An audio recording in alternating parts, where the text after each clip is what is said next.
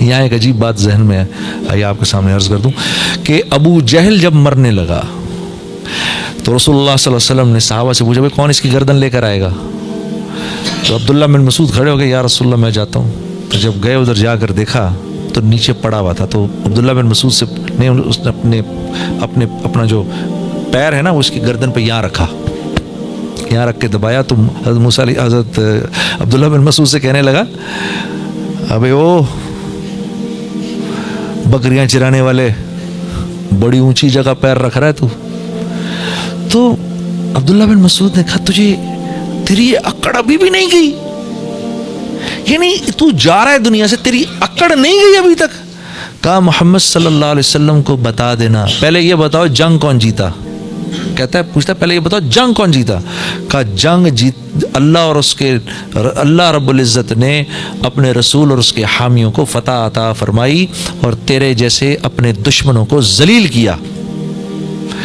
تو آگے سے کیا کہتا ہے؟ کہتا ہے جاؤ جا کر محمد کو بتا دو صلی اللہ علیہ وسلم، جاؤ جا کر ان کو بتا دو جتنی نفرت میں ان سے پہلے کرتا تھا اس وقت اس سے بھی زیادہ نفرت کر رہا ہوں، مانا نہیں ہوں میں ابھی بھی.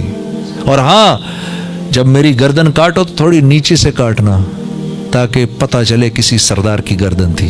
اکڑ دیکھو کتنی. تو آپ فرمایا کرتے تھے میرا فرعون موسیٰ کے فرعون سے بھی زیادہ سخت تھا. اللہ معاف کرے، یہ تکبر اتنی خطرناک چیز ہے. میرا فرعون موسیٰ کے فرعون سے، موسیٰ کے فرعون نے تو جب فرشتوں کو اترتے دیکھا تو فوراً کہہ دیا آمنت برب موسیٰ و ہارون. اور یہ میرا فرعون دیکھو آخر وقت میں بھی یہ کہہ رہا ہے.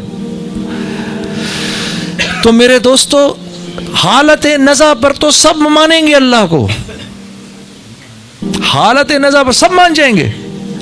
ہاں قیامت کے دن کھڑے ہوں گے اللہ کے سامنے، ربنا ابصرنا وسمعنا فرجعنا نعمل صالحا انا موقنون. یا اللہ دیکھ لیا، سن لیا، سمجھ لیا، ایک چانس اور دے دے واپسی کا، اور کوئی چانس نہیں ہے. تو یہ اللہ والے آج ہمیں کہتے ہیں اس بات کو پہلے مان لو.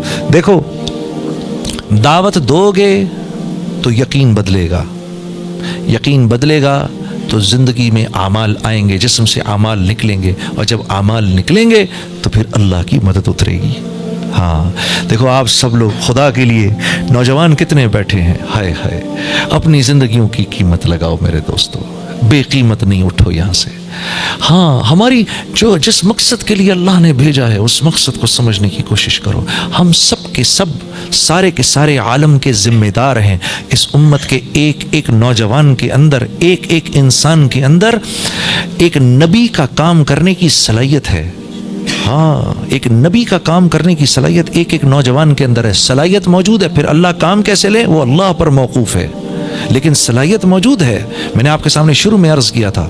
ہاں عورت کو دیکھو، عورت کیسے، میں نے کہا تھا نا گھر چلاتی ہے، عورت کو دیکھو، واہ واہ سبحان اللہ.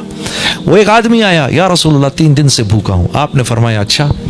اپنے گھروں میں پتہ کرایا تو 9 گھروں میں کچھ نہیں تھا کھانے کو. صحابہ سے پوچھا بھائی کوئی لے جائے گا میرے مہمان کو گھر؟ ثابت بن قیس رضی اللہ تعالیٰ کھڑے ہو گئے، یا رسول اللہ میں لے جاؤں گا.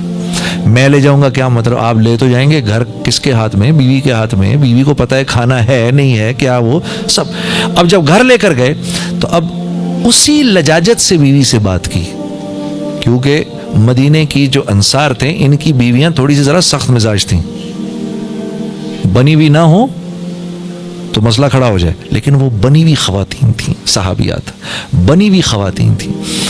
کہا کس کو لائے؟ کہا محمد صلی اللہ علیہ وسلم کا مہمان لایا ہوں. وہ بنی ہوئی تھیں، اہلن و سہلن. اچھا بھوکا ہے 3 دن سے، کچھ کھانے کو ہے؟ کہا کھانے کو تو تھوڑا ہے، اتنا ہی ہے کہ بچوں کو کھلا دوں، اتنا ہی ہے کہ بچوں کو کھلا دوں. ہم میں سے تو کیا فرمایا کہ ایسے ہو سکتا ہے کہ ان کو سلا دو، ان کو نہ کھلاؤ، یہ کھانا اس کو دے دو. ہم میں سے کتنے کر سکتے ہیں اس طرح؟ بچے کو بھوکا سلا دیں، روتا پیٹتا، کوئی نہیں بیٹا سو جا، اور کھانا لے جا کے مہمان کے سامنے رکھ دیں.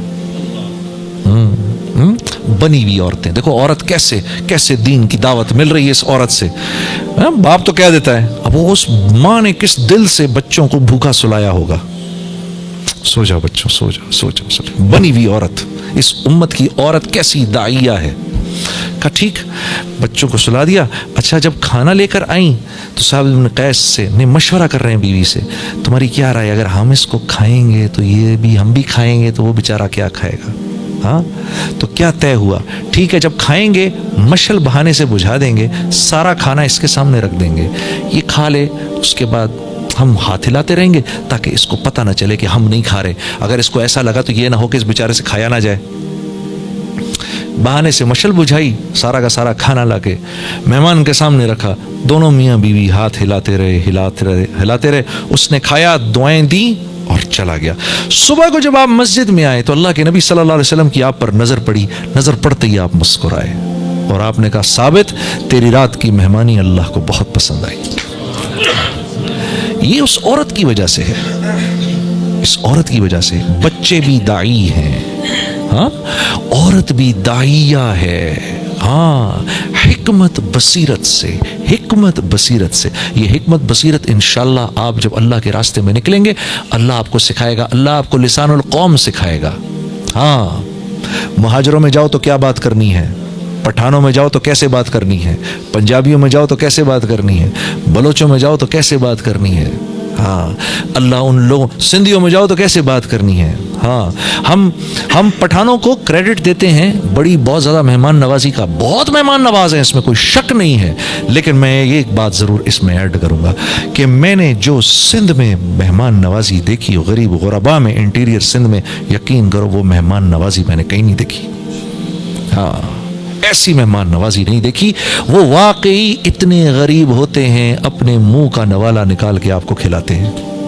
ہاں اللہ نے پٹھانوں کے اندر رکھا ہے, مہمان نوازی مشہور ہے ان کی, لیکن واللہ یقین کرو میں تو حیران ہو گیا. ہاں جو غیرت کا معاملہ ہے جو ہم نے بلوچستان میں دیکھا, واہ واہ واہ واہ واہ واہ. ہاں جو ہم نے جو دین پر نہیں آ رہا وہ ایک طرف, جو دین پر آ رہا ہے اس کی دینداری دیکھ کر ہم حیران رہ جاتے تھے. ارے واہ واہ واہ واہ. تو ہم کہتے تھے کتنا بڑا میدان ہے یار, یہاں میں کیوں نہیں جا رہا. 10 دن کی جماعت بنا کر میں اور بھائی سعید صاحب کوئٹہ گئے, پھر اس کے بعد 10 دن ہم نے کوئٹہ میں لگائے. پھر ہر لائن کا آدمی آ کے ہم سے ملا, ہر لائن کا آدمی آ کے ملا. ہاں اور بھائی پنجاب کے لوگوں تمہارے پاس تو رائے ونڈ ہے, خوش قسمت ہو تم لوگ. ہاں ویڈیو کے نیچے سبسکرائب کے بٹن پہ کلک کریں, بیل کے آئیکن پہ کلک کیجئے تاکہ ہر نئی ویڈیو کی نوٹیفیکیشن آپ کو مل جائے.